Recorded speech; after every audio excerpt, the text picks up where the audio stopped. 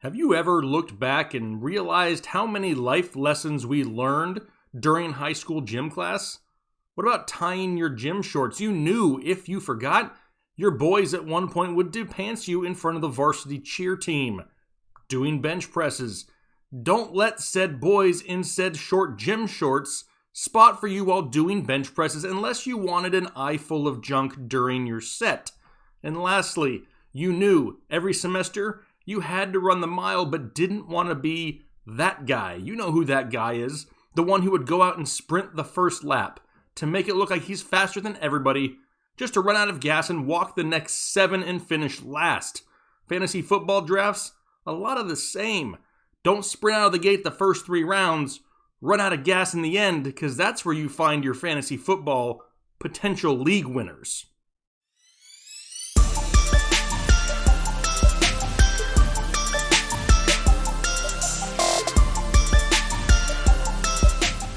What is going on, Headliner Nation? Jake, Fantasy Headliners. Hopefully everybody is doing well out there, and today we're talking league winners, right? Now, anybody can come on here and say, oh yeah, you want Christian McCaffrey, you want Michael Thomas. Cool, but I think everybody knows that.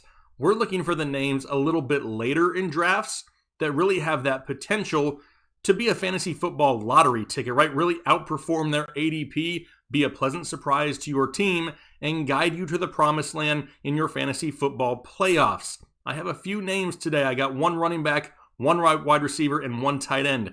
You don't want to miss out on this information because we're digging deep again, looking for those hidden gems, and we're going to get right into it first here. And the running back that we're going to be talking about that I find myself getting a lot in mock drafts, and I'm really interested in what his potential could be here in 2020, is going to be Latavius Murray, running back of the New Orleans Saints.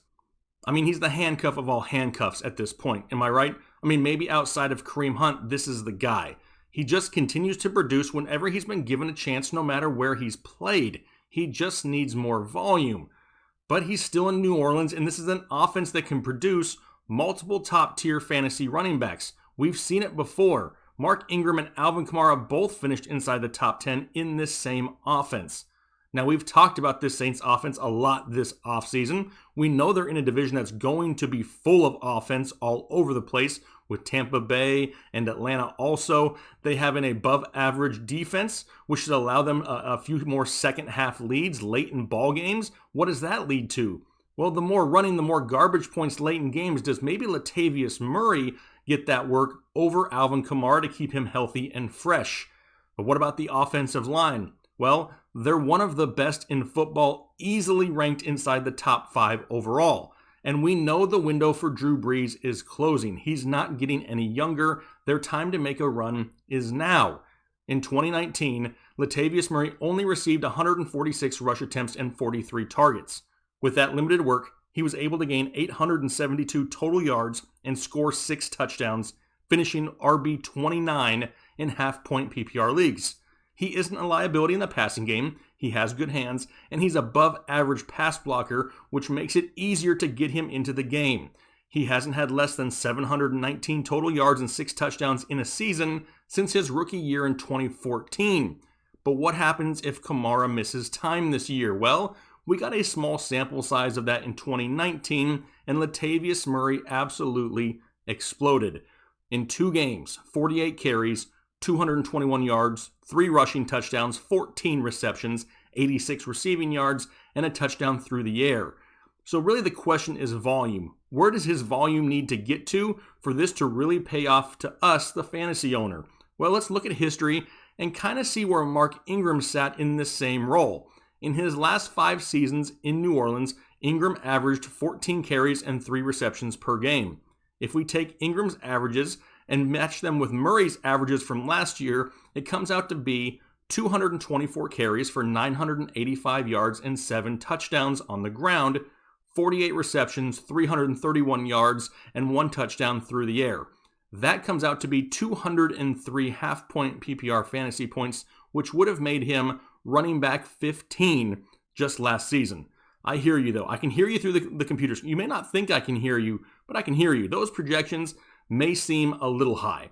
But even if they are, he still has a 29-point cushion to keep him inside the top 20. And here is why he could be a league winner. He's currently ranked running back 44 with an ADP of 131. That's like the 11th or 12th round, depending on your league size. What if there is an injury to Kamara? I mean, this guy is a top 10 back. What if Kamara stays healthy though? Well, Murray, he's a top 24 back. No matter how you look at it, this is a value pick. You can use him weekly in your flex spot, and if anything does happen to Alvin Kamara, you have a running back with RB1 upside immediately that's not just wasting away on your bench all season long. I love some Latavius Murray, especially in the double-digit rounds here in 2020. Next player up is going to be a wide receiver, and it's going to be Jarvis Landry of the Cleveland Browns. Kind of feeling like I belong in the movie Left Behind at this point. I mean, why am I sitting alone here on the Jarvis Landry train? I mean, I love grabbing workhorse backs early in drafts, which means I really got to find those stud mid-round wide receivers. Insert Jarvis Landry. Now, I know he had an off-season hip surgery, but he's expected to make a full recovery by the 2020 season. However, everything that I am about to say about Jarvis Landry and this season and being a potential league winner is dependent on how he recovers this offseason from that injury. Any setbacks, and I'm off this bandwagon with everybody else. The guy is only 27 years old though, and he's never missed a game in his career. It's an injury he played through all of 2019, and he still managed to get 83 receptions, 1,174 yards, and 6 touchdowns, finishing as wide receiver 13. The 1,174 yards, that was a career high, along with his 14.1 yards per reception. Two of the biggest stats he had were his yards after catch and his red zone receptions, though. He ranked 7th in yards after catch with 419 yards, and 7th also in red zone receptions with 12. He was able to make big plays happen. He wasn't just finding the first down markers and sitting down. In each of his 2 seasons in Cleveland, he's had at least 138 targets a year. Now, I could see that number coming down this year with a healthy Odell Beckham and the addition of Austin Hooper, maybe a little bit more focus on the run game with head coach Kevin Stefanski, but the efficiency of Jarvis Landry should go up. In 2019, Landry averaged 1.72 fantasy points per target. If he can boost his efficiency by just 10% and get that number to 1.8, he easily gets inside the top 20 wide receivers here in 2020. The improved offensive line should give Baker Mayfield more time to progress through his routes, and we know the chemistry is already there with Jarvis going into their 3rd season together. He's a safe floor wide receiver and has the occasional big game, not a complete boom or bust weekly play. That's what's needed if you pass on the early wide receiver studs. You need the surefire, safely weak plays. Right now, Jarvis Landry is ranked as wide receiver 30 with an ADP of 73 inside the 7th round, depending on your league size. The Browns' offense was an absolute dumpster fire in 2019. I don't think asking for a 10% increase in efficiency is that crazy. Jarvis Landry could really pay off for you here this season, but it all depends on his health. Make sure you stay subscribed to the channel and follow his injury news throughout the offseason, because if this guy is 100% healthy, I like Jarvis Landry quite a bit here in 2020. Last name up is going to be a tight end, the football kind, and it's a name that a lot of people want to talk about. It's Dallas Goedert, tight end of the Philadelphia Eagles. If you're feeling a little bit fancy, you can call him Goedert if you want to. I mean, if it's possible to have a tight end handcuff, then Goedert has to be it. He's the number 2 tight end behind Zach Ertz in Philadelphia, but he still has weekly value. He's literally like the Latavius Murray of tight ends. A lot of the same things that I talked about with Murray apply to Goedert. Philly targeted its tight ends more than any other team in the NFL with 235 targets just to the tight ends alone. So there is more than enough to go around for both Ertz and Goedert to find fantasy production.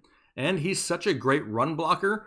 Philadelphia likes to keep him on the field. Since 2018, only 2 tight ends have finished top 10 in receiving and run blocking grades.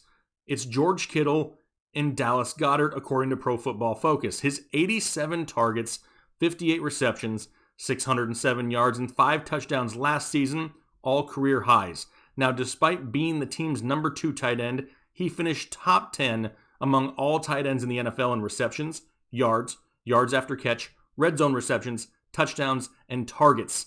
He ended as the tight end 10 in half-point PPR leagues and has plenty of room to grow. Heck, if it wasn't for that phantom offensive pass interference call against Dallas, he would have ended up as the tight end 8. Now, Philadelphia did struggle with injuries to their wide receivers last year, which bumped the targets up clearly. However, he solidified himself in this offense as a possible option.